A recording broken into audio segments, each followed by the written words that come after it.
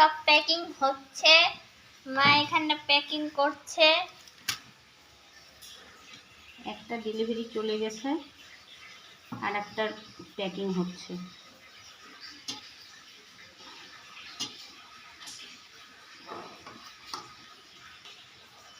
ইলিশ মাছ চাল কুমড়োর পাতা দিয়ে মুড়িয়ে বানানো। এটা কিন্তু একদম বক্সে জলের মধ্যে বসিয়ে ঢাকা করেছি। চাল কুমড়োর ফুল পাতা বের করে নেব। একটু গ্রেভি দিচ্ছি, গ্রেভি তো হয় না এগুলো।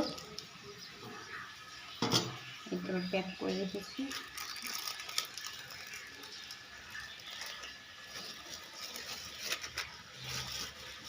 ভেতরের প্যাকেটে রাইস আছে, বেগুন ফ্রাই আছে, একটা প্যাকেট ডেলিভারি হয়ে গেছে আর একটা ডেলিভারি হচ্ছে।